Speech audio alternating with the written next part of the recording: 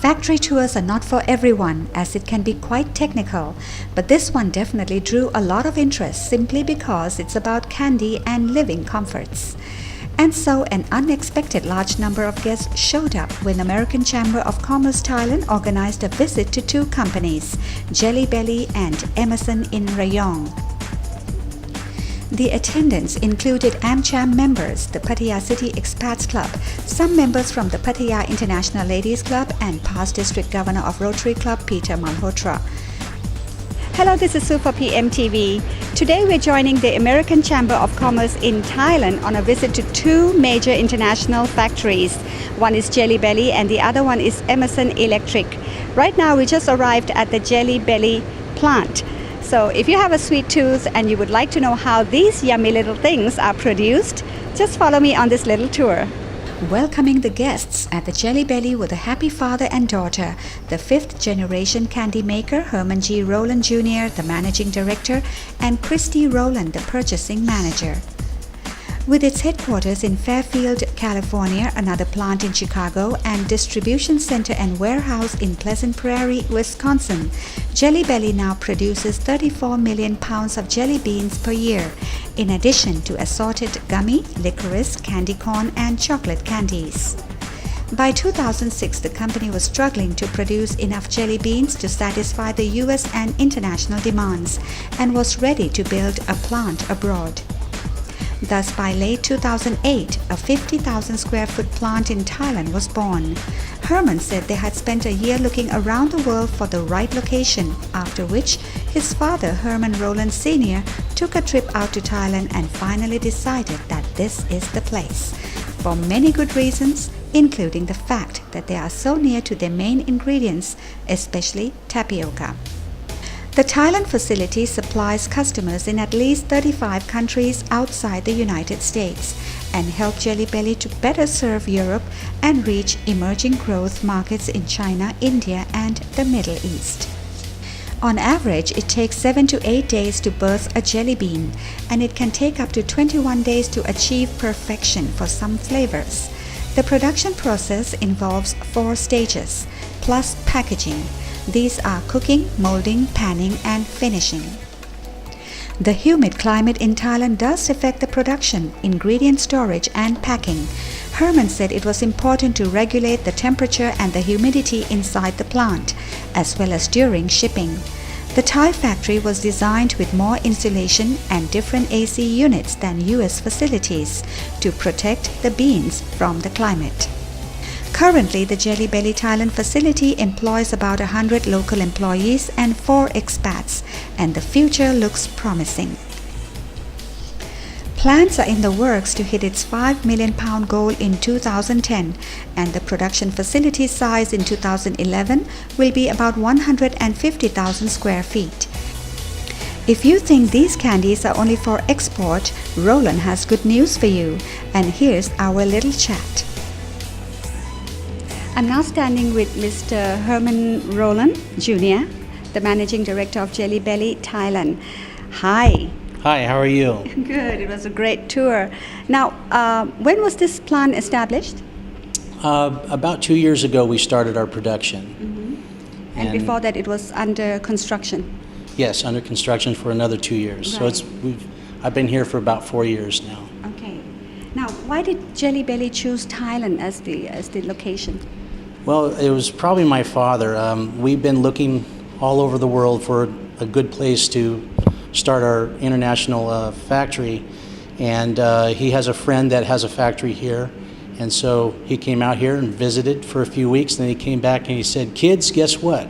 We're going to build a factory in Thailand." So that's how it started. Yeah. And what are the factors? Why did he want to choose Thailand? Is there any real, Well, they do have the ingredients we need, and they've got good sugar here and syrup and a lot of happy faces and a lot of people that really like to work hard. So it's a great place. Right. So you get your ingredients mainly from Thailand, or you import some? All of our smaller ingredients we import from the U.S. so we can make sure our candy will be exactly like it is in the U.S. But sugar and tapioca syrup and stuff like that we get here. Right. Now, the difference in climate, of course, in Thailand is different from the US. Big difference. So yes. I'm sure it affects a lot of stuff in production, It ingredients, does. storage, and packaging. How do you cope with that? It does when it gets outside the building. Inside the building, everything's controlled. We've got the air conditioning and dehumidification to take care of it. But as soon as this candy gets outside in this humidity, it can stick like a big clump. So that's why we've switched to this type of packaging. And what type is that?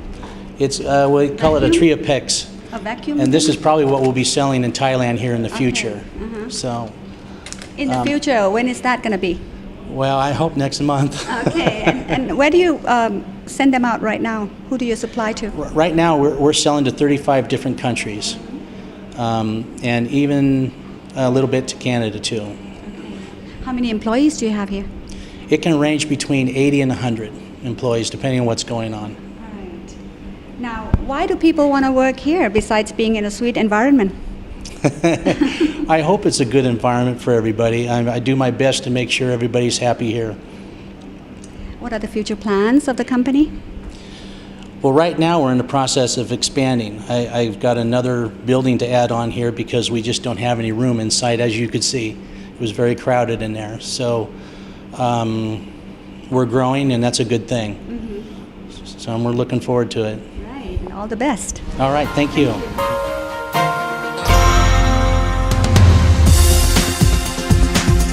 For more information, visit www.jellybelly.com.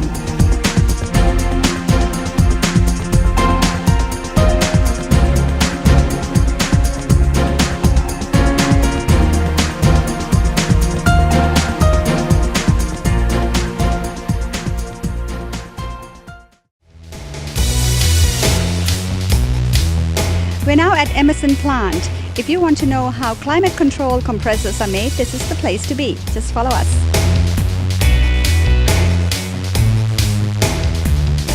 Moving on from candy smell to metal smell, the visitors arrived at Emerson Technologies. On hand to educate the visitors on the state-of-the-art scroll compressors were Bruce Hoppy, Mike Temperages, Rungracha Kenvithi or Kun Ann, and their dedicated staff. Bruce is currently the Vice President of Asia Operations, responsible for the compressor manufacturing plants in Rayong, Thailand, Suzhou, and Shenyang, China, and support for 2 plants in India. Mike Temperages is the Managing Director of the Rayong plant. When Emerson first pioneered to use scroll technology in compressors, it changed the industry forever. To date, Copeland scroll technology remains at the forefront for air conditioning and refrigeration applications with its superior efficiency, proven reliability, and easy installation.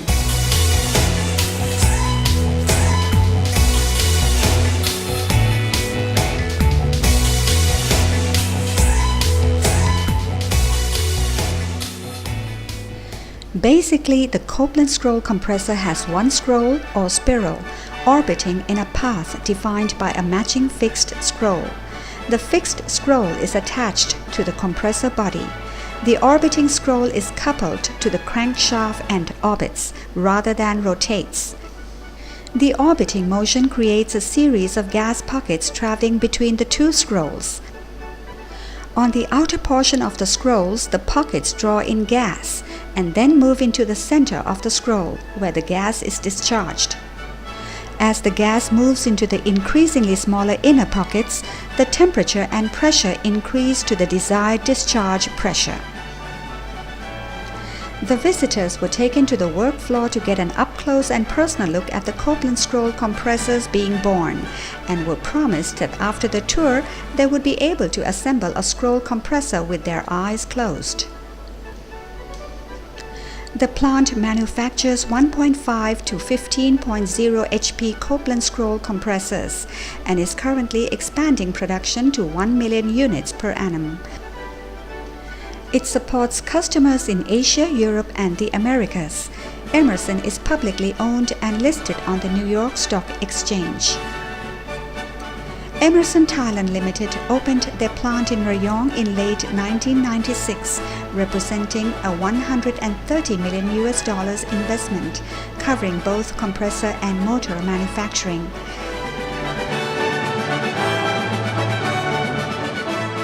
I'm sitting with Mike Temperages, the new not so new anymore, the managing director of Emerson. Hello, Mike. Hello. How long have you been the MD here? It'll be 2 years coming up in December. Okay. What has been some of your major achievements so far? I think our major achievements here has been achieving a very, very large ramp up here. After 2009, when we had the global economic crisis, our market recovered very fast, and we've seen a 25 to 30% growth this year over last year. So we've had to respond to that increase in market demand by ramping up our production lines to meet that. So that's been a challenge for us this year. Okay. Coming back to the compressors, tell us all we need to know briefly about compressors. Okay. Well, there's many parts that go into a compressor, and some of those are produced in America. Some of them are produced locally here, and some are parts that are imported from China. So we have a fairly complex supply chain, and our challenge is our customers want this product in 2 weeks or less. So we've had to develop a strategy that can serve that by not relying so much on taking 9 weeks, but be able to have the parts here when we need to build them, because we can turn around and build a compressor in less than 2 days. How many compressors do you produce in a day? Our business is somewhat seasonal, but on average this year we're probably producing between 3,500 to 4,000 compressors a day. How many employees do you have here? Currently our employment level is around 800 employees. Okay. Now, where do these compressors go? You export them to? We export. Well, first we serve the local market here in Thailand, our customers, and then we also export about 75% of what we produce to countries like Korea, Japan, the Philippines, Indonesia. We also export to Australia, India, and Middle East. So a very varied market that we serve. It goes into what? Not for homes, right? Is it for private homes, or is it for establishments, or what? For plants, hospitals? Good question. Most of what we produce here is for mid-size retail or commercial buildings and larger, like for example 7-Eleven stores. Some of the compressors we produce here would go into units that would provide air conditioning for facilities like that. Now, I saw in your presentation that Emerson also received a Social Responsibility Award. What is that? Right. That is the Thai Social Responsibility Certification. It's a very important from the aspect that it is based on employee safety and employee welfare. And that means a lot when we deal with our customers here locally, our Thai customers. And then also it really means a lot to our employees because it's based on our commitment to safety and welfare of the employees. What about other community social contributions? We try to support some of the local charities, like for example, Jester's Care for Kids. Also through the Hemorrhage Land Development, there are some programs where we sponsor school supplies. Some of our people go out as part of that and provide school supplies to the local schools here in this area. Okay. What are the future plans? Our future plans are to continue to grow our production here.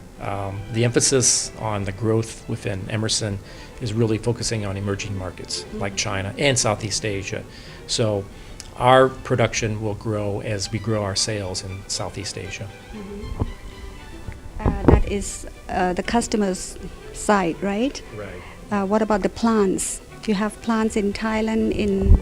We have plants not only here in Thailand, we also have a plant in Suzhou, China, which serves the China market, and we also have a plant in India that supplies the ever-growing demand for compressors in India too. That's great. Anything else you want to add? I can't think of anything, Sue. All right. Thank you, Mike. Thank you.